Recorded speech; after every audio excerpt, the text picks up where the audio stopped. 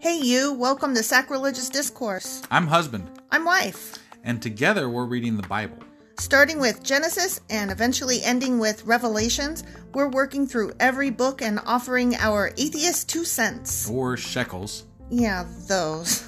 We're asking questions and pointing out all the nonsense. We aren't academics or scholars. Nope. In fact, when it comes to religion, we really don't know anything at all. What we've learned so far is that God's a dick. Oh, he really is, isn't he? If you're interested in how we reached this startling conclusion, maybe start from episode 1. Otherwise, jump in anywhere. It's all good. Yep.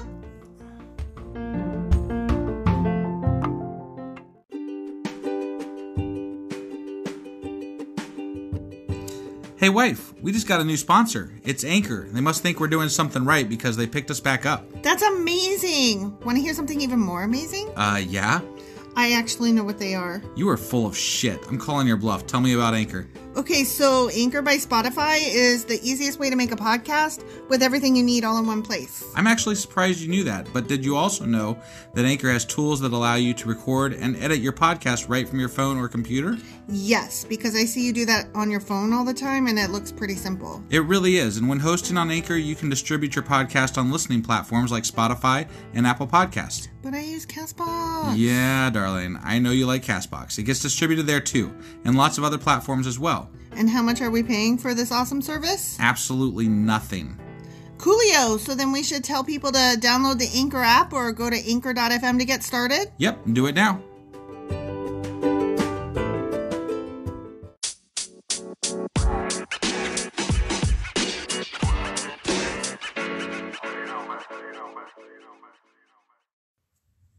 Husband! Wife.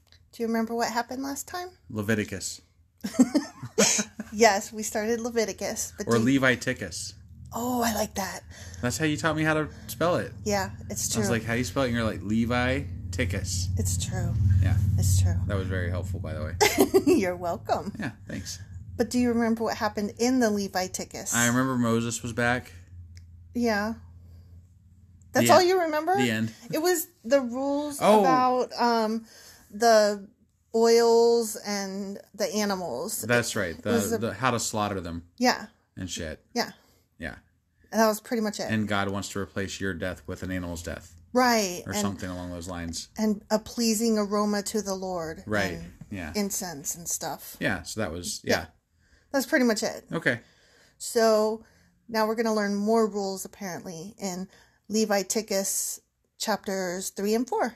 All right. Awesome. And make sure you guys join us on sacrilegiousdiscourse.com. We are constantly getting that closer to upgraded to where we are on our podcast. So any help, purchasing products from there or anything like that helps us out tremendously. Definitely love it. Sacrilegiousdiscourse.com. All right, let's go do Leviticus 3 and 4. 3 and 4. 3 and 4. Here we go.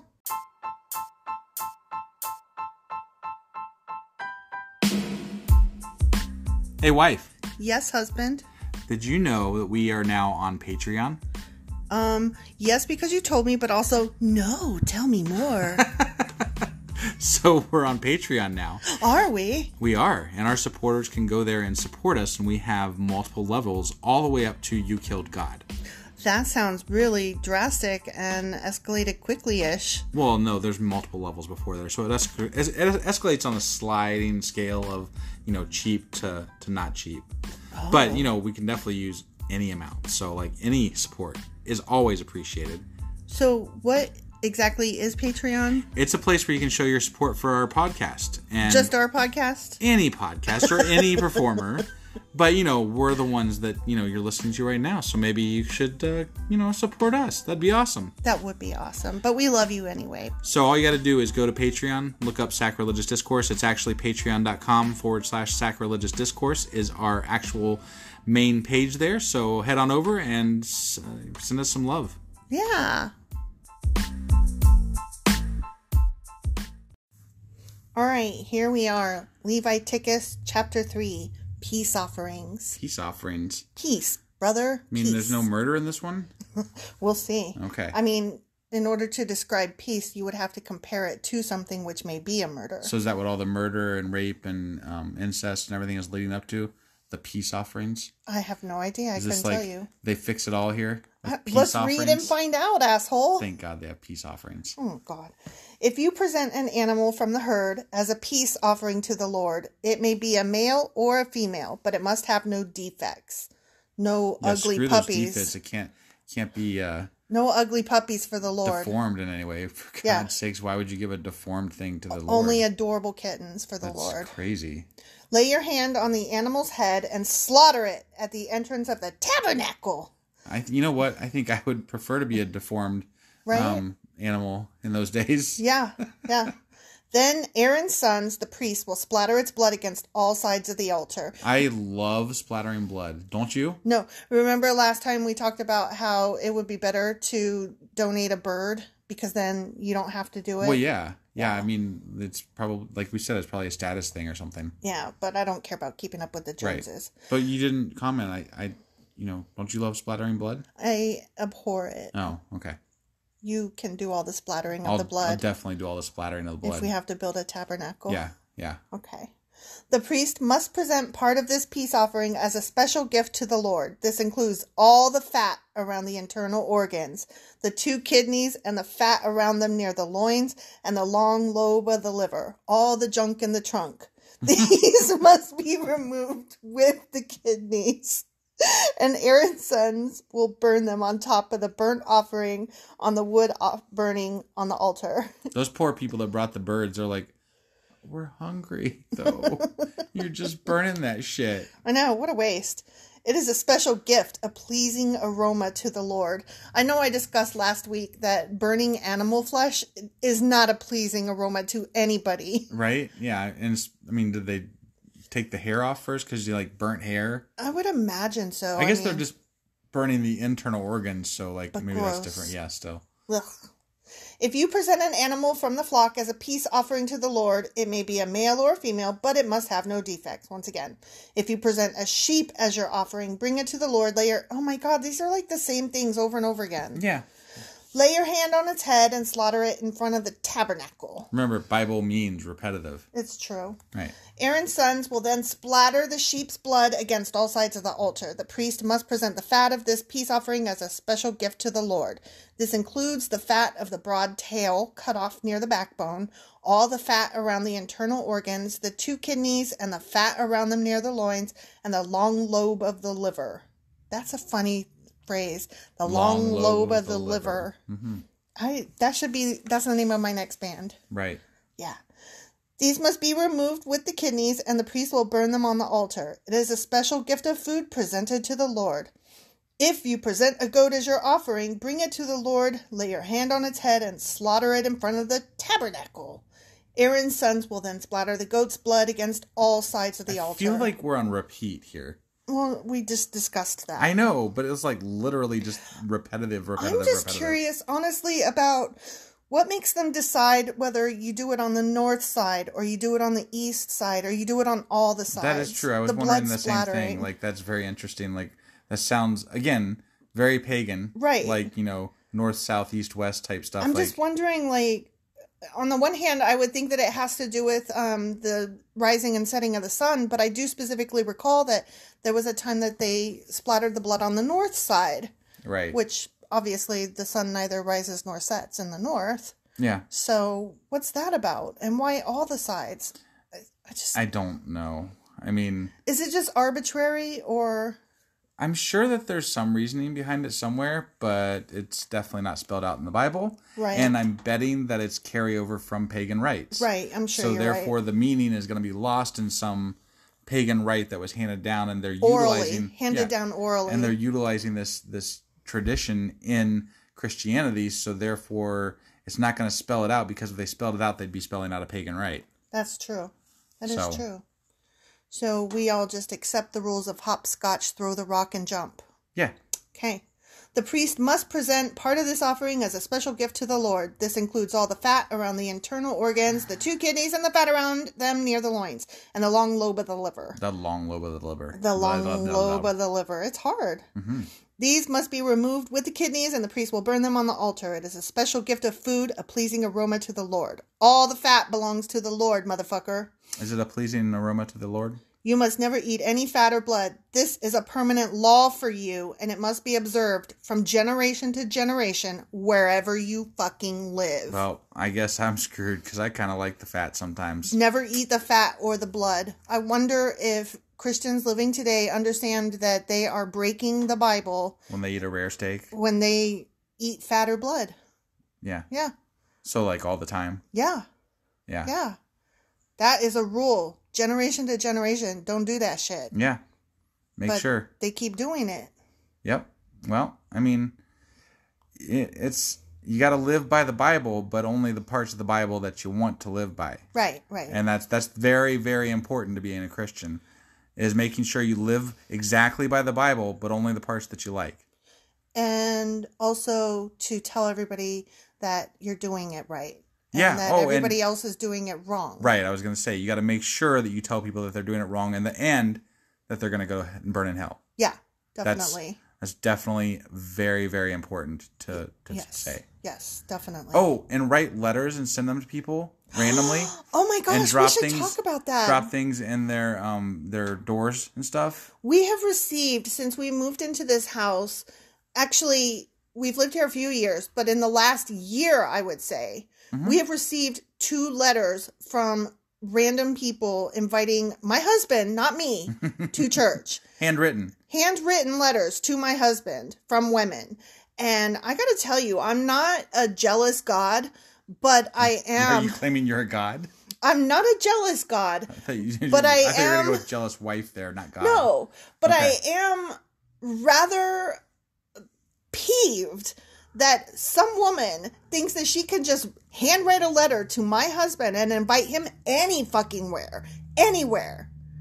Church, a bar, I don't give a fuck. Who the fuck do you think you are that you can just do that? My favorite is when you're working retail and somebody hands you $1 million bill. Oh, God. That's got the, like, invite and all the stuff for church on it. Yeah. And, like, praise God, blah, blah, blah, blah, blah. Or like Whatever. around Easter time when you get the pamphlets in your door. Are you saved? Right. Jesus Christ, Wait, he is risen. Wasn't there the one person that came to our door one time and they're like, Yeah. and you told him that we had a church and he was like, yeah, right.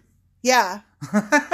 And I was like, excuse you? Apparently we just exude anti-Christianity. Yeah. I mean, based on what Like, that person's I was reaction trying to be was. polite. Like, I didn't want to just say, no, motherfucker, get off my porch. I was just trying to be, like, non-confrontational. Like, thank you for the info. We already have a church. Yeah. And he was like, yeah, right. And I was like, excuse me? Like, you came to my porch. Oh, come on. You know these people have nothing better to do than, like, drive past people's houses to spy on them to make sure that they're not going to church and shit. They probably drive past our house on their way to church and they're like, they're always home on Sundays and da-da-da-da-da. Like, who gives a fuck? Let me burn. Mind your own damn business. I choose to burn. Just let me. All right, we should probably move on to, like, That was the next chapter, the end right? of chapter 3. Yeah, All right. let's move on to chapter 4. See you guys in a minute.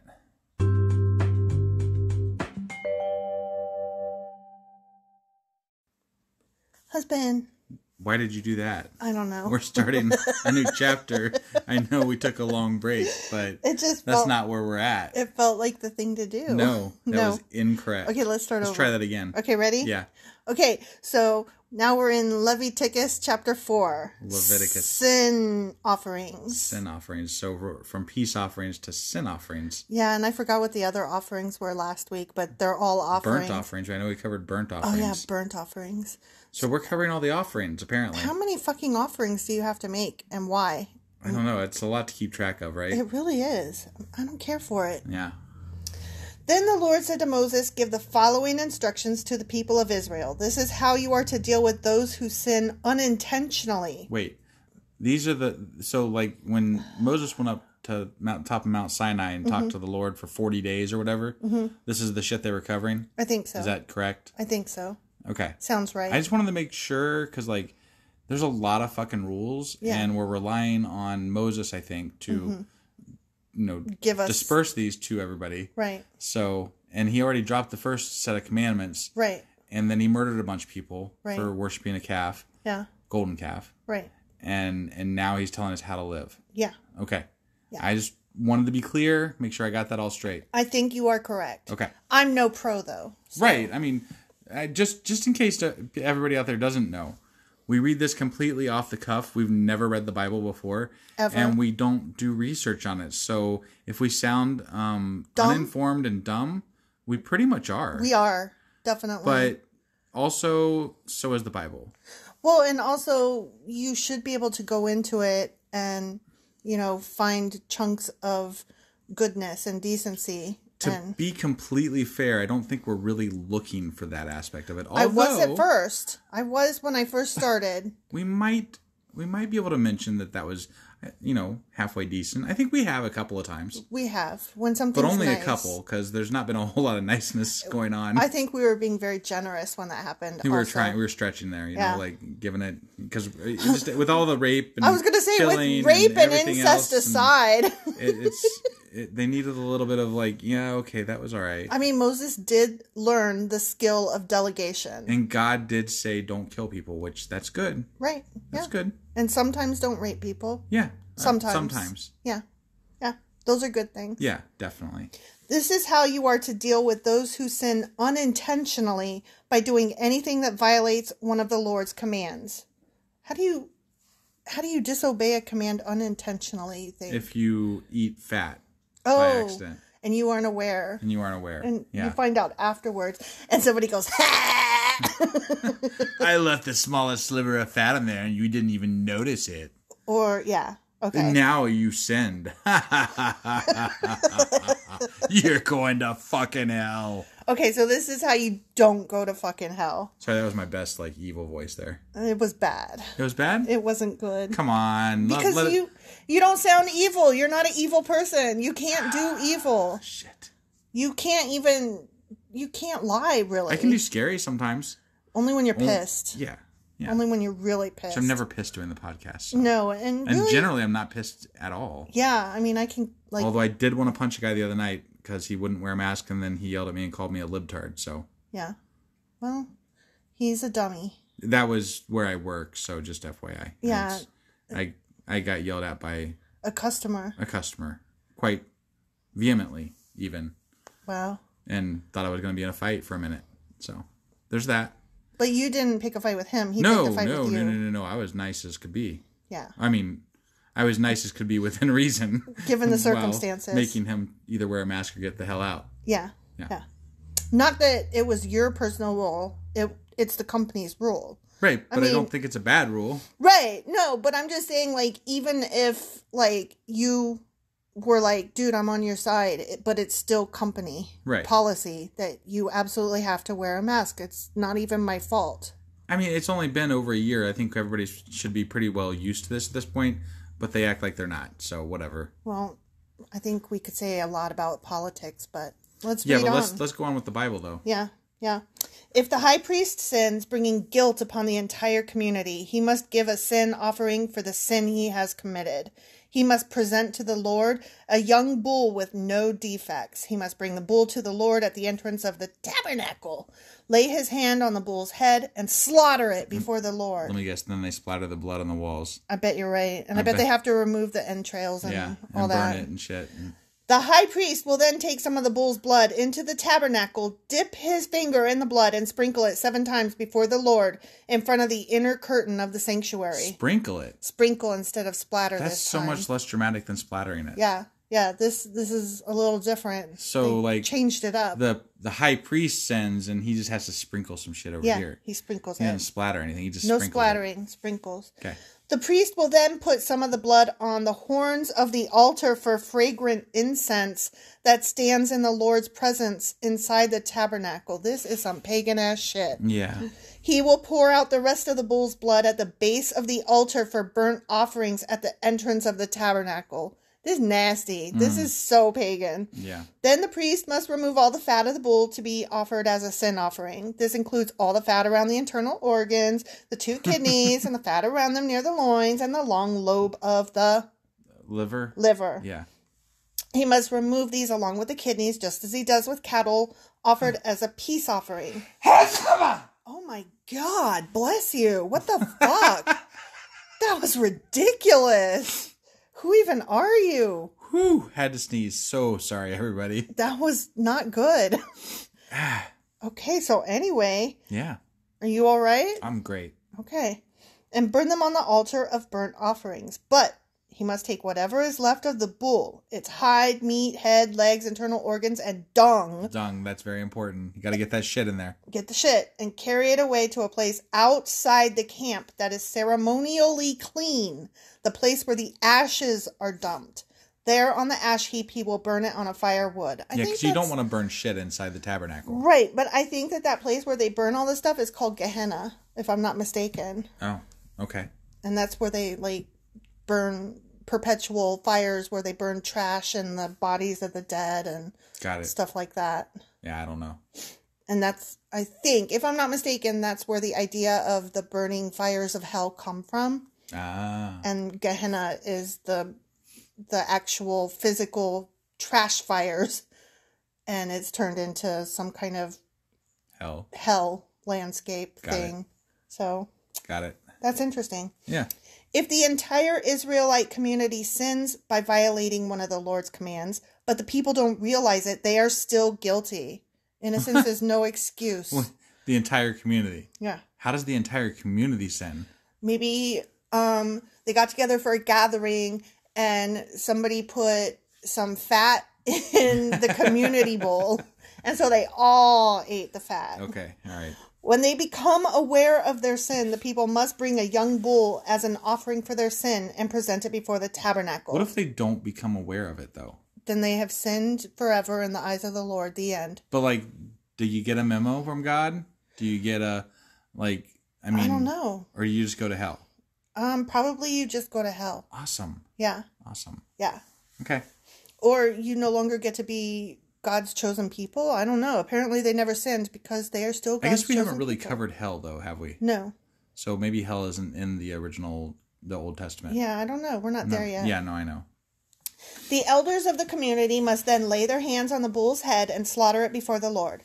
The high priest will then take some of the bull's blood into the tabernacle, dip his finger in the blood, and sprinkle it 7 times before the Lord in front of the inner curtain. He will then put some of the blood on the horns of the altar for fragrant incense that stands in the Lord's presence inside the tabernacle. He will pour out the rest of the blood at the base of the altar for burnt offerings at the entrance of the tabernacle. So I was doing some things at work today, and I've made it easier to like do these things by posting up instructions in this little like file thing that you can pull for like doing returns or doing receiving and stuff like that. Okay. And I'm just imagining like all these things, like they'd have like a filing system with parchment, and it says, okay, for burnt offerings, for sins of the community, for sins of the high priest, for sins of whatever, and so like ancient Post-it notes. Like, hold on, I gotta do this. Okay, let's go get the fucking bull. And okay, hold on. Is my machete with me? No? Grab that. All right. Am I wearing the right robes? Hold on, I got to cut its fucking head off. Okay, there. I got that. All right, now we got to finger. Is it sprinkle or splatter the fucking blood? Oh, and am I doing the sticking my finger in, or are you guys? Are you sure you got this right? I need to be absolved of my sins. Oh, God. Is it the north side or all the sides? Don't fuck this up for me. Yeah. Then the priest must remove all the animal's fat and burn it on the altar, just as he does with the bull offered as a sin offering for the high priest. Through this process, the priest will purify the people, making them right with the Lord, and they will all be forgiven. Then the priest must take what is left of the bull and carry it outside the camp and burn it there, just as is done with the sin offering for the high priest. This offering is for the sin of the entire congregation of Israel. Damn. If one of Israel's leaders sins by violating one of the commands of the Lord his God, but doesn't realize it, he is still guilty. When he becomes aware of his sin, he must bring as his offering a male goat with no defects. He must lay his hand on the goat's head and slaughter it at the place where burnt offerings are slaughtered before the Lord. This is an offering for his sin. Then the priest will dip his finger in the blood of the sin offering and put it on the horns of the altar for burnt offerings. What if they had like the, you know how like you have like the heart palpitations and stuff like that? Yeah. Which would technically be a defect, right? But they didn't have like the tools to know that back then. Yeah, so like, how many people accidentally brought a defective animal? Oh yeah. To slaughter before the Lord, right? Yeah. Yeah. That's just curious. Kind of sad. Oopsies. Like there's all kinds of things they didn't know that would, right. you couldn't pick out the perfect one. No. There's no way. Yeah, I'm not sure. I don't know. And besides, I think everything's somewhat defective. You can't. Nothing's perfect. There's no such thing What as defines perfect? Yeah. Sorry, I'm getting off on a tangent here. Look at you, Mr. Philosophy. He will pour out the rest of the blood at the base of the altar. Then he must burn all the goat's fat on the altar, just as he does with the peace offering. Through this process, the priest will purify the leader from his sin, making him right with the Lord, and he will be forgiven. Oh my God. This is more of the same, but okay, it's one more. One more. Ready? Okay. All right. If any of the common people sin by violating one of the Lord's commands, but they don't realize it, they are still guilty. Of course. When they become aware of their sin, they must bring as an offering for their sin a female goat with no defects. See, there's so many like just slight variations. Yeah. It gets really confusing. It really does. Hopefully they have like an advocate that comes out and like, okay, a lawyer. You did this sin. A solicitor. You need to get this together, and this together, and then come to the tabernacle. Okay. Yeah. Just do these steps, and then I'll come back and I'll tell you what to do. I'm just imagining there was there's Moses over here. He's the guy that kind of started the whole thing, and then there's Aaron and his sons, and then they must have hired somebody to keep track of the rules. Let people know which sin they did, because how the hell could you keep track of all this shit? I mean, if it was your job, you would. I guess. They must lay a hand on the head of the sin offering and slaughter it at the place where burnt offerings are slaughtered. Then the priest will dip his finger in the blood and put it on the horns. So these last two, they don't have to do any splattering or sprinkling. Oh, really? Yeah. They just only take the blood and put it on the horns. He will pour out the rest of the blood at the base of the altar. No, that's a little cleaner. It's weird, though. Like, what? Why? I don't know. If it's certain people... We went people, from splattering to sprinkling to... skip it all together? Yeah, just to putting some on the horns. Then he must remove all the goat's fat, just as he does with the fat of the peace offering. He will burn the fat on the altar, and it will be a pleasing aroma to the Lord. Through this process, the priest will purify the people, making them right with the Lord, and they will be forgiven. If the people bring a sheep as their sin offering, it must be a female with no defects. It seems stupid that they would waste a female, because the females are necessary. Like, you only need a few males per dozen females. Right. And it seems like really stupid to get rid of a female animal. I mean, the whole thing really seems pretty stupid. Yeah. This doesn't seem like scientifically, biologically, socially, economically sound. I mean, they just tossed their gold at fucking Aaron to make a golden calf, so they aren't the brightest. I mean, that's just saying. It's true. They must lay a hand on the head of the sin offering and slaughter it at the place where burnt offerings are slaughtered. Then the priest will dip his finger in the blood of the sin offering and put it on the horns of the altar for burnt offerings. He will pour out the rest of the blood at the base of the altar. Then he must remove all the sheep's fat, just as he does with the fat of a sheep, presented as a peace offering. He will burn the fat on the altar on top of the special gifts presented to the Lord. Through this process, the priest will purify the people from their sin, making them right with the Lord, and they will be forgiven. The end. Okay. Do you feel enlightened? No. Do you feel more confused and, bewildered and, what the fuck and why? I mean, why? You know that trope where people fall asleep in church, right? Yeah. So I feel like this is why it happens, because... You're literally sitting here listening to the same damn thing over and over and over again. And it's so fucking boring. Not only does it not make sense, not only is it stupid, not only is it arbitrary, but then you have to listen to it over and over again. Right. Yeah. That's ugh. Right. I don't think they covered... I've been to church before. I don't remember them covering stuff like this. I don't either. I feel like these are the parts of the Bible that they're like, this is too boring to cover. We're just never going to touch this shit. Ever. Right. Unless we have to go back to slaughtering animals, then maybe we'll pull out the rules. I guess. But whatever. Ugh. All right. Well, I think we're done.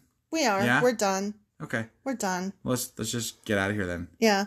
We'll see you guys next week for Leviticus chapters 5 and 6. Leviticus.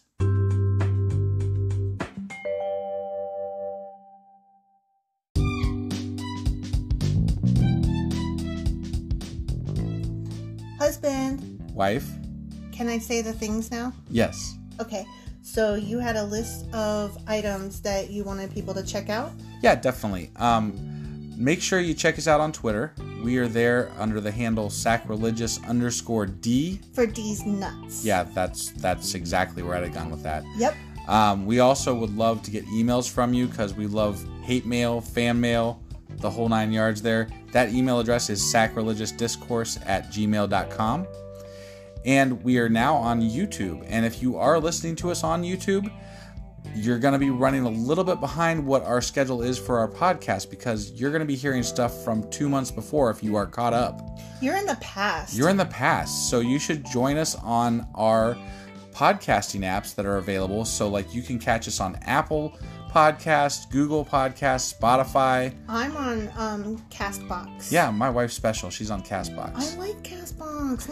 And then on any of the things that you're on, we always would love it if you would like and subscribe. That helps us out so much. So yeah, do those things. Do those things, and we will see you guys next week. Sure we will. It's on Thursdays. Yeah, that. Okay, bye.